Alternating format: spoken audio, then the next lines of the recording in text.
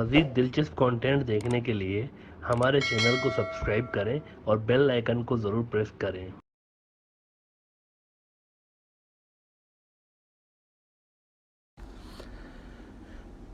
अफ़गानिस्तान के अंदर लड़ाई बहुत तेज़ हो चुकी है। चंद रोज़ कबल वहाँ अशरफ गनी की सरकार के डिफेंस मिनिस्टर के घर पे एक बड़ा हमला हुआ जिसमें वो खुशकिस्मती के साथ महफूज रहे।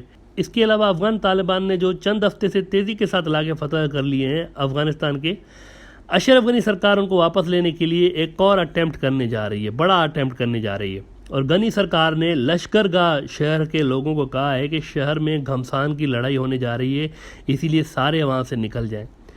अच्छा, लश्करगाह शहर जो है ना, ये एक अहम शहर इसीलिए भी है क्योंकि ये अफ़गानिस्तान के हेलमंद सूबे का कैपिटल है और हेलमंद का अक्सर इलाका जो रूरल एरियाज़ हैं वो वैसे ही तालिबान ले चुके हैं और अब वो शहरों का रुख कर रहे हैं। अभी तक वो शहरों से दूर रहे थे and they entirely focused on rural areas. क्यों रूरल एरियाज़ पे क्यों फोकस कर रहे थे?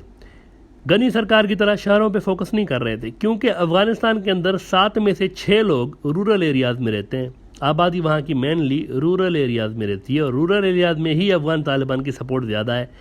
लेकिन अब तालिबान शहरों का रुख कर रहे हैं और लश्करगाह अगर गनी सरकार के हाथ से गया तो समझें कि पूरा का पूरा हेलमंद सूबा भी गया एज अ रिज़ल्ट। और अब गनी सरकार की अपील पर अमेरिका ने एयर सपोर्ट देते हुए अफ़गान तालिबान पे गुज़िश्ता 2-3 हफ्ते में 5-6 एयर स्ट्राइक्स किए हैं। और अफ़गान तालिबान का कहना है कि ये तो 2020 वाली पीस डील की खुल्लम खुल्ला खिलाफ वर्जी कर रहा है अमेरिका। उन्होंने वादा किया था कि हम आप पे स्ट्राइक्स नहीं करेंगे और आप भी हमारे फ़ौजियों को निशाना नहीं बनाएं, मगर अब जबकि उनके 95% फ़ौजी यहाँ से जा चुके हैं तो अब ये एयर स्ट्राइक्स पर उतर आए हैं अमरीकी। अच्छा, अब यहाँ पर एक अहम सवाल है और ये सवाल मुन्ना भाई ने भी पूछा हुआ है हमसे और यही सवाल हमसे गुवाहाटी इंडिया से राजेंद्र ने भी पूछा था कि अमेरिका आखिर एयर स्ट्राइक्स कर कहाँ से रहा है, कौन सी जगह से एयर स्ट्राइक्स कर रहा है? वो तो वहाँ से जा चुके हैं ना, तो फिर ये क्या हो रहा है, कहाँ से एयर स्ट्राइक्स हो रही हैं? क्या पाकिस्तान अपनी एयर स्पेस दे रहा है अमेरिका को ये स्ट्राइक्स करने के लिए? The answer is no. याद रहे कि अमेरिका अब भी अफ़गानिस्तान के अंदर मौजूद है, गया नहीं है, मौजूद है, ये बात नोट करें ना आप। डेडलाइन तो 31 अगस्त है ना, 95% जा चुके हैं लेकिन 5% तो है ना। वो 5% इस वक्त गनी सरकार की सपोर्ट जारी रखे हुए हैं और ये स्ट्राइक्स अफ़गानिस्तान के अंदर से ही की जा रही हैं। कुछ रोज़ कबल अफ़गान तालिबान ने कंधार एयरपोर्ट पर ताबड़तोड़ हमले किए थे और दर्जनों रॉकेट वहाँ पर दागे थे। एज अ रिज़ल्ट वहाँ पर जो रनवे था वो भी तबाह हो गया। अफ़गान तालिबान के तर्जुमान ज़बीउल्लाह मुजाहिद ने इसके बाद ऐलान किया था कि बुनियादी तौर पर अमेरिका यहाँ से बैठ के हम पे एयर स्ट्राइक कर रहा था, इसीलिए हमने जवाबी कार्रवाई करते हुए यहाँ पर रॉकेट्स बरसाए हैं। यानी कि अभी तक जो एयर स्ट्राइक्स हो रहे हैं ये अफ़गानिस्तान के अंदर से ही हो रहे हैं। कंधार, ये अहम शहर है कंधार। ये याद रहे कि कंधार शुरू से ही अफ़गान तालिबान का मरकज़ रहा है, उनका स्ट्रॉन्ग होल्ड रहा है। अफ़गानिस्तान का एक बहुत बड़ा शहर है।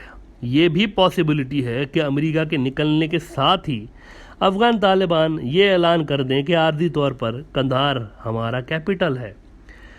अच्छा, एयर स्ट्राइक्स पे अफ़गान तालिबान ने कहा हुआ है कि ये 2020 के मुआहदे की खिलाफ वर्जी कर रहा है अमेरिका, इसके नतीजे अच्छे नहीं होंगे।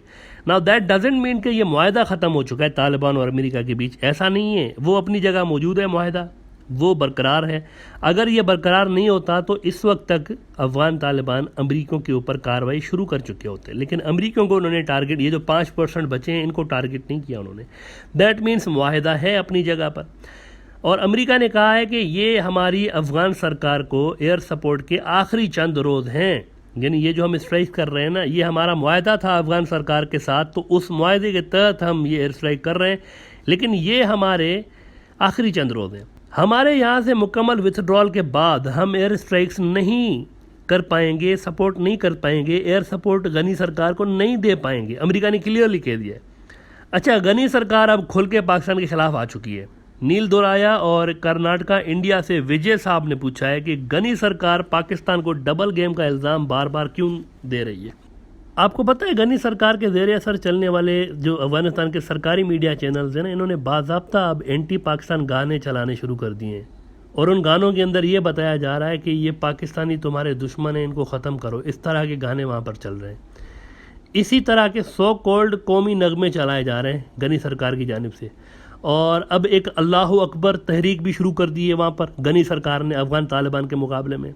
लोगों में जज्बा पैदा करेंगे कि गनी सरकार मुजाहिद है असल में, और वो जो सामने लड़ रहे हैं वो मुजाहिद नहीं है। वहाँ पर जो अफ़गान तालिबान के सपोर्टर हैं वो कह रहे हैं कि फ़िरौन भी जब मर रहा था ना तो कलमा पढ़ने लगा था, गनी सरकार भी डूबते डूबते अल्लाह अकबर कह रही है ना। सवाल ये है कि फॉर हाउ लॉन्ग गनी सरकार कैन रेजिस्ट अफ़गान तालिबान।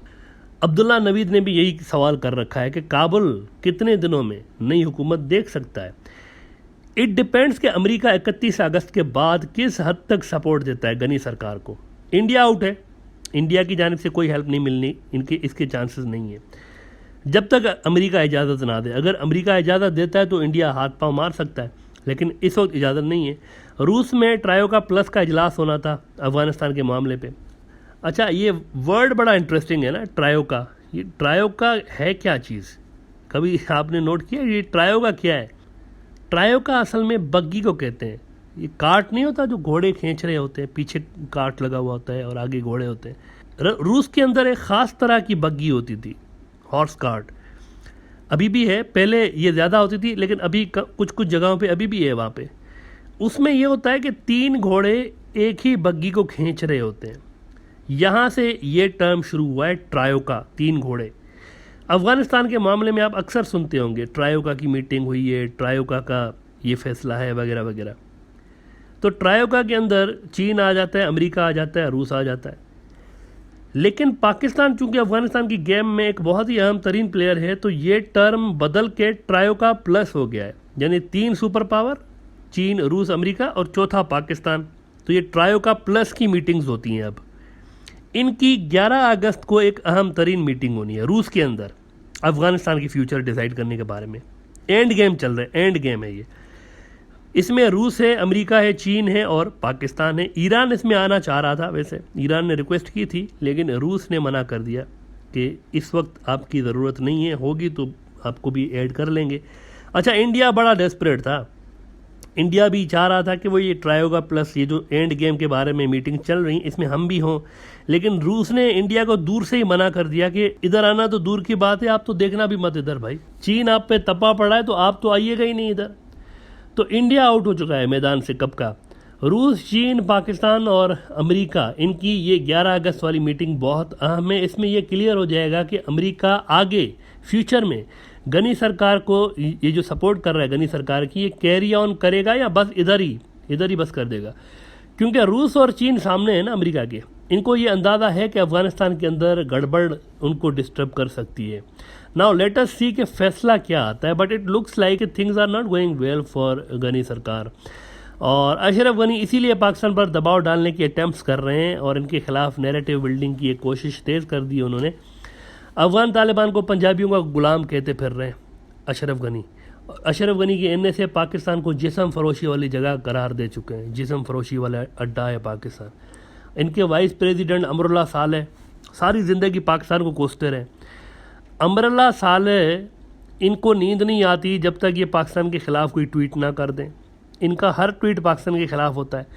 हालांकि जिस मुल्क अमेरिका ने इनको बिठाया हुआ है, अशरफ गनी को और NSA वहाँ का और अमरुल्लाह सालेह वाइस प्रेसिडेंट, ये ख़ुद कह चुके हैं कि अगर पाकिस्तान ना होता तो पीस प्रोसेस यहाँ से शुरू ही नहीं हो सकता था और हमारा सेफली यहाँ से निकलने की राह ही नहीं बनती। अमेरिका खुद कह चुका है। रूस, चीन और ख़ुद अफ़गान तालिबान पाकिस्तान के रोल को अप्रीशिएट कर चुके हैं कि ये ना होते तो काम ही नहीं होता, यहाँ पे सेंट्रल रोल है इनका। अब ये सारे झूठ बोल रहे हैं। अब अगर हम मान भी लें कि अशरफ गनी सही कह रहे हैं, तो क्या ये बाकी सब झूठ बोल रहे हैं? अमेरिका, अफ़गान तालिबान, रूस, चीन, क्या ये सब झूठ बोल रहे हैं कि पाकिस्तान का एक पॉजिटिव रोल है? ये सारे झूठे हैं, अशरफ गनी सही हैं। मसला अशरफ गनी का ये है कि ये हमेशा से ही इनकी नाक के नीचे इंडिया एक एंटी पाकिस्तान प्रॉक्सीज रन करता रहा है अफ़गानिस्तान से। TTP, BLA, पाकिस्तान लाख एहतजाज करता रहा, मना करता रहा, लेकिन अशरफ गनी के नाक के नीचे ये सब कुछ इंडिया करता रहा और इंडिया की भरपूर सपोर्ट अशरफ गनी को हासिल रही। लेकिन अब जबकि अशरफ गनी की सरकार पर संकट आया हुआ है और इंडिया इरेलेवेंट हो चुका है, तो अशरफ गनी पाकिस्तान से इनकी साइड लेने की ज़िद में लगे हुए हैं कि मेरी सरकार को बचाएं, मेरी साइड लें, आपकी जो डिमांड है मैं मानता हूं, आपके जो मसले हैं मैं हल करता हूं, मेरी सरकार बचाएं और मेरे ही आप साइड लें। लेकिन पाकिस्तान अब ये रिस्क लेने को तैयार नहीं है। अब जबकि मामलात आगे बढ़ चुके हैं, सारी डीलें हो चुकी हैं, तालिबान कभी भी काबुल की हुकूमत गिरा सकते हैं, तो अब पाकिस्तान ये नया सरदर्द क्यों ले अपनी तरफ। अशरफ गनी और इनके हमनवा पहले प्यार से कहते थे, अब गुस्से में कहते हैं कि हमारा साथ दो। आपको ये याद दिला दें, अब ये देखें 2019 का जून 2019 का वॉइस ऑफ अमेरिका देखें, कह रहा है कि Ghani seeks Pakistan support for Afghan peace talks with Taliban. Now look at that, Pakistan की सपोर्ट हासिल करने के लिए 2019 में, जून 2019 में जब ये पूरा गेम आउट हो गया था कि आगे इंडिया इरेलेवेंट होने जा रहा है, तो ये पाकिस्तान फुदक पड़े थे। 2 दिन रह के गए, 2 दिन सारे इंपॉर्टेंट लोगों से मिले हैं, पाकिस्तान के अंदर मिन्नतें तरले करके गए हैं कि माँ कसम आइंदा इंडिया को सपोर्ट नहीं करूँगा, TTP BLA के खिलाफ कार्रवाई करके देता हूँ आपको, मुझे बचा लो। तो ये जब 2 दिन के लिए पाकिस्तान आए हुए थे मिन्नतें तरले करने, तब तो इन्होंने नहीं कहा कि ये पंजाबियों का मुल्क है। हालांकि ये झूठ है, पाकिस्तान एक मल्टी कल्चरल मुल्क है, इसके अंदर सिंधी भी बहुत करोड़ों की तादाद में सिंधी रहते हैं, करोड़ों की तादाद में पंजाबी हैं, सराइकी करोड़ों की तादाद में है, करोड़ों की तादाद में यहाँ पर बलोची रहते हैं, बल्ती रहते हैं, पठान रहते हैं, कश्मीरी बहुत सारे। लेकिन प्रोपेगेंडा है ना, पंजाबी वर्ड जो है ना, ये एक रेफ़र कर रहे होते हैं पाकिस्तान की आर्मी को मोस्टली। तो ये जब 2 दिन के लिए अभी ये कह रहे हैं कि तालिबान पंजाबियों के गुलाम है, हालांकि पाकिस्तान के अंदर तो हमने आपको बताया 20-22 करोड़ का मुल्क है, इधर तो करोड़ों की तादाद में जो है ना पंजाबी तो आधे से भी कम है पाकिस्तान की पॉपुलेशन के अंदर। तो उस वक्त इनको याद नहीं आया कि पंजाबियों से बात करने जा रहा हूँ, जब ये अपनी हुकूमत बचाने के लिए 2019 में आए थे पाकिस्तान। इनके इनने से भी बेशर्मों की तरह आते रहे हैं, तब इनको याद नहीं आता था कि ये जिस्म फरोशी की जगह है। इनके वाइस प्रेसिडेंट अमरुल्लाह साले को तब शर्म नहीं आ रही होती थी कि पाकिस्तान से हम भीख मांगने जा रहे हैं कि हमारी हुकूमत बचा लें। अब हुकूमत पाकिस्तान नहीं बचा रहा और जंग हार चुके हैं और इंडिया उनको छोड़ के जा चुका है, इतने साल इंडिया के पीछे रहे हैं, वो उनको छोड़ के भाग चुका है, तो गालियाँ शुरू कर दी हैं उन्होंने पाकिस्तान के लिए, नंगी नंगी गालियाँ, मेरी सरकार को बचाओ वरना मैं गालियाँ दूंगा। ये माइंड सेट है। Now this is very childish और अशरफ गनी सरकार को ये रवैया चेंज करना पड़ेगा। This is not going to help them. इससे उनके और पाकिस्तान के रिलेशंस मज़ीद ख़राब हो सकते हैं। ऐसा ना हो कि कल को सेफ़ एग्ज़िट के लिए, जैसे अमेरिका को पाकिस्तान ने सेफ़ एग्ज़िट दिलाई है, उनके बंदे आखिर में मरे नहीं है, वरना वियतनाम जैसा हाल हो सकता था। वियतनाम में जाते जाते हज़ारों अमेरिकी फ़ौजी मर रहे थे, यहाँ पर भी भागते भागते हज़ारों अमेरिकी फ़ौजी मर सकते थे। अफगान तालिबान निशाना बना सकते थे इनको। भाई यहाँ से निकले क्यों हैं? पोजीशन कमज़ोर हो चुकी थी, तभी अमेरिका निकला है ना। तो जाते जाते इन पे अटैक्स हो सकते थे, पाकिस्तान ने नहीं करवाए ताकि जानी नुकसान कम से कम हो दोनों साइड्स पे। अशरफ गनी मामलात को उस लेवल पर ना ले जाएं कि जब इनको यहाँ से निकलने के लिए पाकिस्तान की नीड हो और पाकिस्तान उनकी पास्ट रिकॉर्ड को देखते हुए रिफ्यूज़ कर दे कि हम आपकी हेल्प नहीं करेंगे। उस हद तक मत ले जाएं पाकिस्तान और अफगान सरकार के मामलात को।